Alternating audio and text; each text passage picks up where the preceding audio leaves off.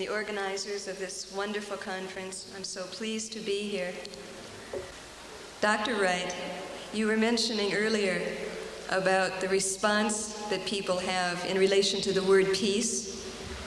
I thought I'd give you something to add to those responses. A few months ago, I had the pleasure to be in Tasmania. And as you know, when you visit Tasmania, the Tasmanians always ask, when you go back to the Australian mainland, would you remind them that we're here? So I thought I'd take a chance to do that. And we were giving, a few of us were there, and we were presenting a peace message to various dignitaries along the west coast of Tasmania in the mining towns. And one of the places that we went to, there was a museum. And there was a gentleman, an elderly gentleman there, who was the director of the museum. And we went to him and we asked him, could we present this to you? And he looked up and he said, well, what is it? And we said, it's a message of peace. And he looked for a moment, he said, sorry, too late, I'm already married.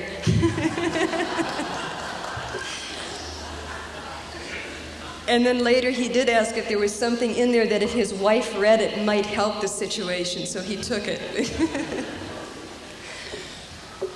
You know, everything that's been said so far by the two speakers, I think have a feeling of a new dimension that's being added to the movement Peace Worldwide.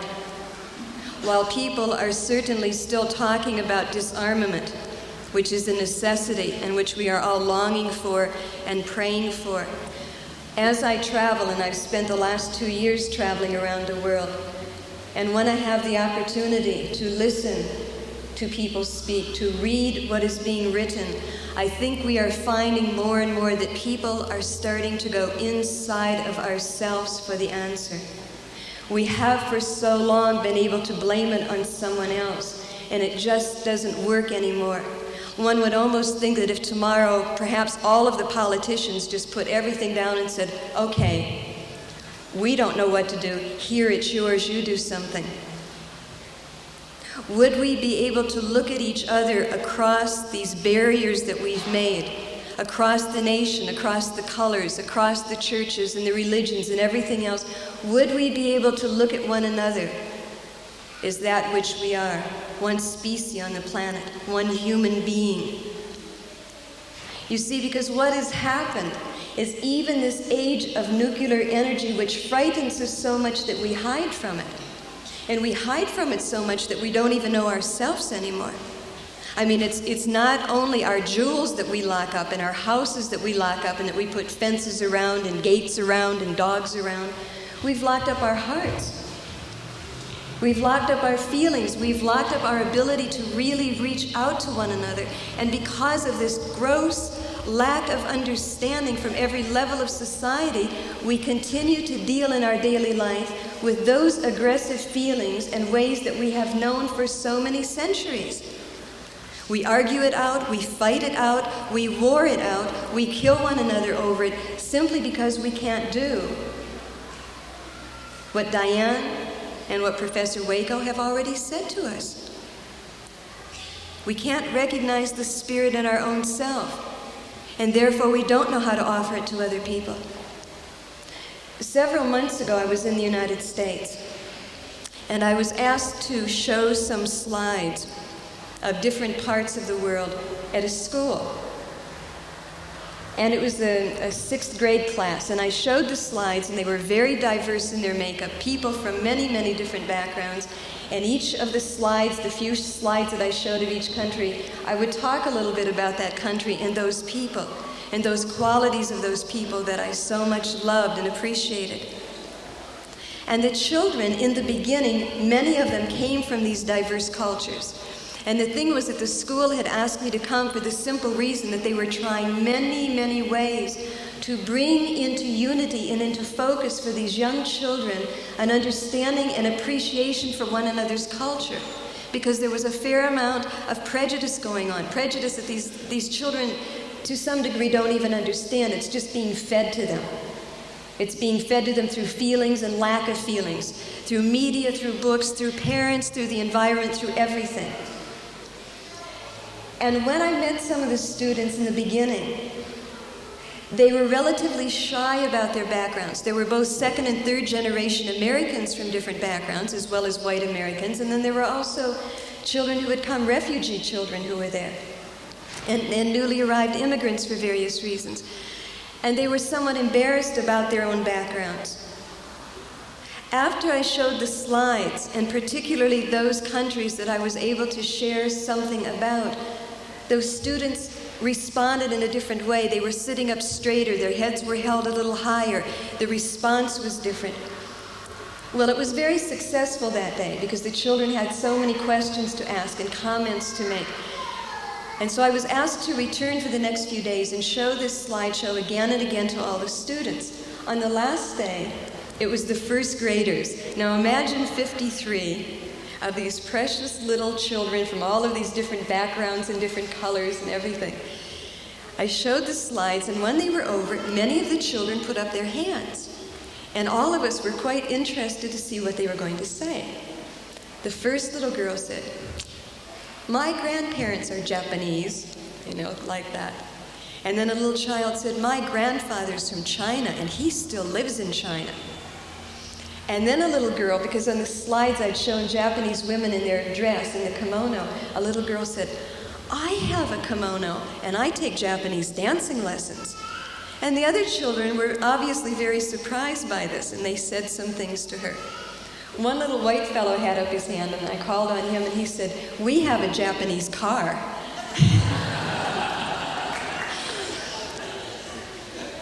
After it was over, and many children from different parts of the country and from different continents and islands and so on, it was time for the class to end.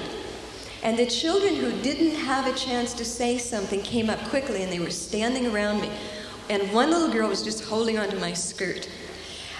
One child said that she was an American Indian, and she looked up, no front teeth, and just so sweet. I kissed her on the forehead. And then a little fellow said, "I'm from the Philippines, and I can speak Tagalog. Do you want to hear me?" So he said something in his language. And the little Japanese girl who'd been standing holding onto my skirt, this lovely haircut that's like this, right? And she also had no front teeth. And I looked down at her and I said, "Yes." And she looked me straight in the eye, as children can do, and as somehow in our cultures, in these countries like yours and mine, we have somehow grown out of that ability to really look at one another. And she looked up at me and she said, "I like you." And she walked away. And it really was like a gift for me. This simplicity, this thing that we feel so often and yet feel so uncomfortable with, as if we shouldn't feel it. As if there's something wrong with having a grasp of someone else's heart. When we talk about peace, we cannot talk about it if we don't talk about love and unity. Because we can't have peace without those elements. Because if we take away all of the nuclear warfare, then there'll just be another kind of warfare that we'll use. And it's very clear to us that this really is one planet and one people. For the simple reason that one person can use one finger and press one button, and this one planet could be pretty much demolished. Now we have this tremendous capacity residing within us. It's in our minds, it's in our hearts. We have only to look around the world, look at these last 40, 50 years, and see what has occurred. The diseases that have been eradicated, the scientific advancements that have taken us to new heights of understanding, the different organizations and groups that have come together from different parts of the world to show and speak their desire for unity.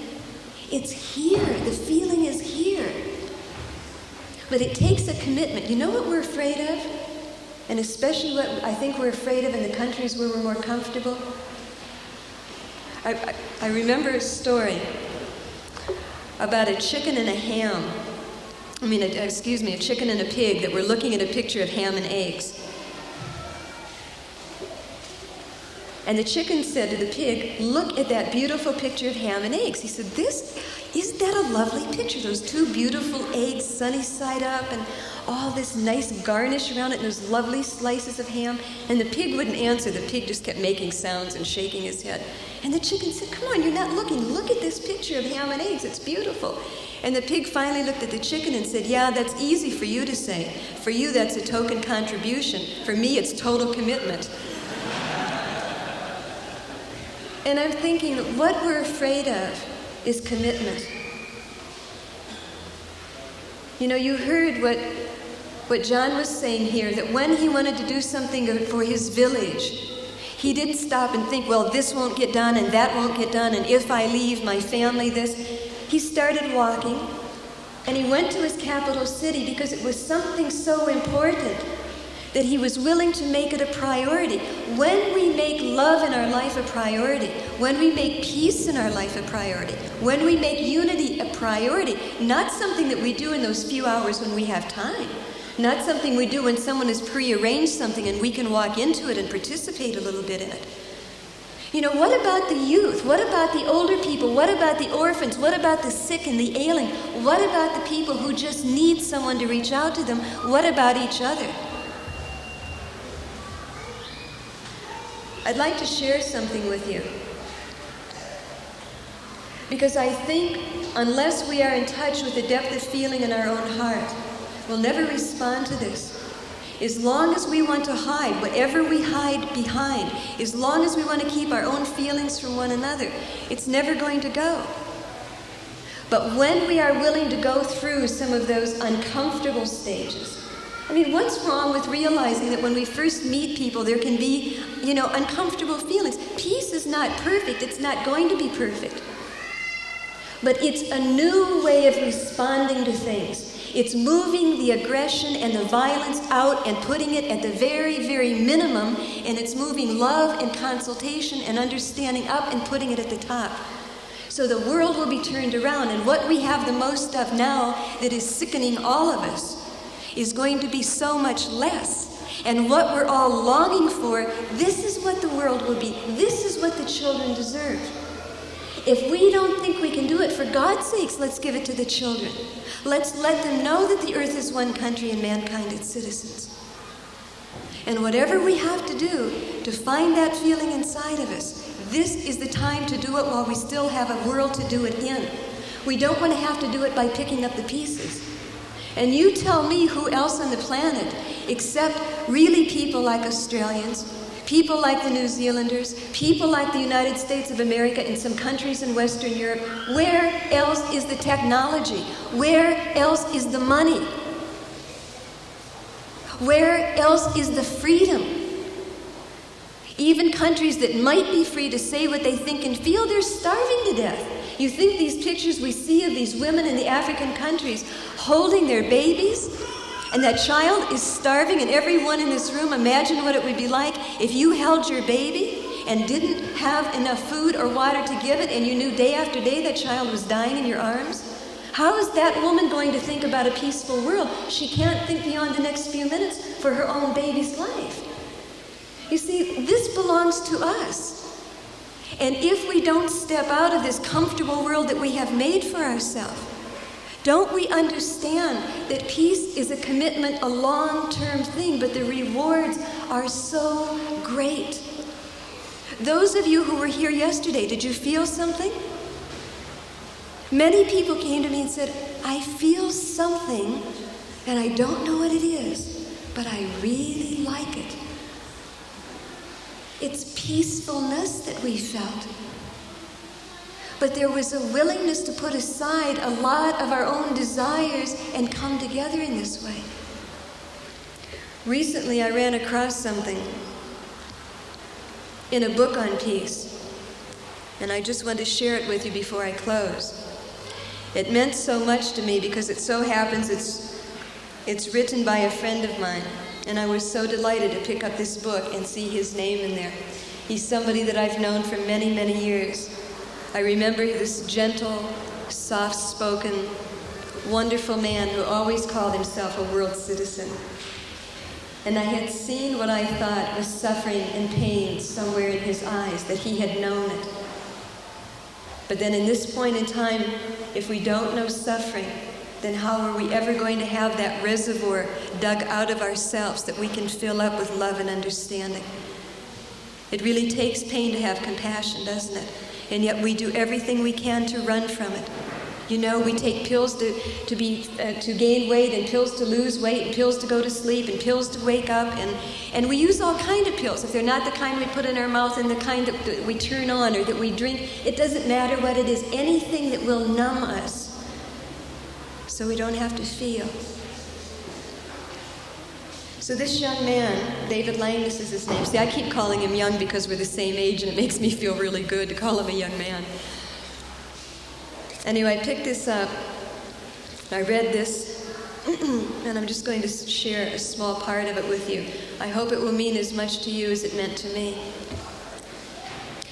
He was in the Vietnam War, and he was a medic.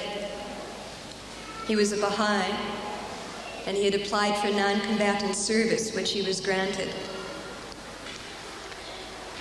He says, this firefight was a running hot one, the bullets flying, the action fast. Several of our men were down. I tended to the wounded, triaging the most serious as always, and carrying the few who would make it back to the landing zone where the medevac choppers were able to set down. One man, a young black man named Riley, was hopeless. So I made the decision to keep him off the chopper for the first pull, because there were 8 others who had much better chances if they got out first. I was making him comfortable as the medevac left, covering his face so the rotor wash wouldn't spray him with dirt and rocks. You didn't put me on the first flight out, Doc, he said weakly, a statement that implied the question he already knew the answer to. I shook my head at him. Tears came to my eyes. That didn't occur very often, at least not until later when I had time to think about what happened, and I was surprised at myself. It must have shown. Riley tried to laugh. Why are you crying, white boy? I'm dying and you're crying. I am going to die, right? I looked at his kinky black hair, at his black pockmarked face, and at the yellow whites of his brown eyes, and saw every other human being at once in his countenance. And it struck me like a mailed fist in the Adam's apple. I told him, my throat nodding and my chin trembling. Get a grip, I was telling myself. I barely knew Riley at all. You're a religious dude, Riley said. Pray, man. I said that beautiful prayer that starts out, Oh God, refresh and gladden my spirit.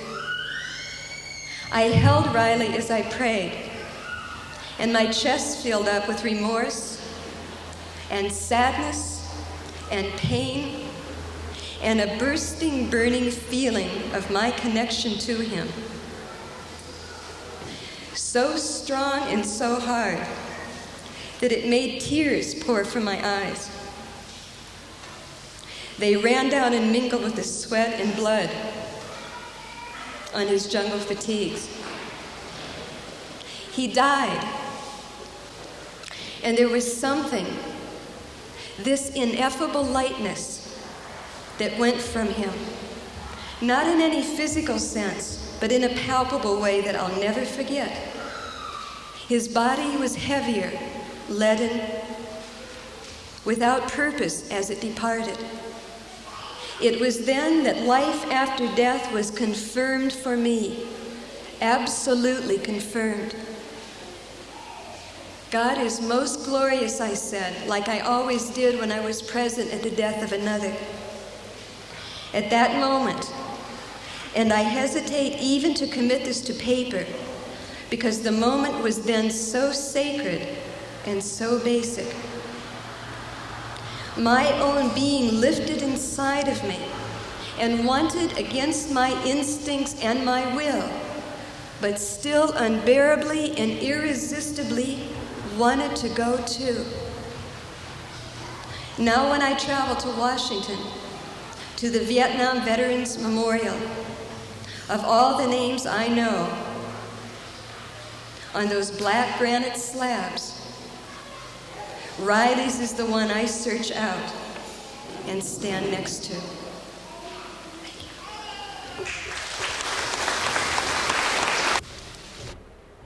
Mr. Chairman, ladies and gentlemen, friends, I would also like, with some of the other speakers,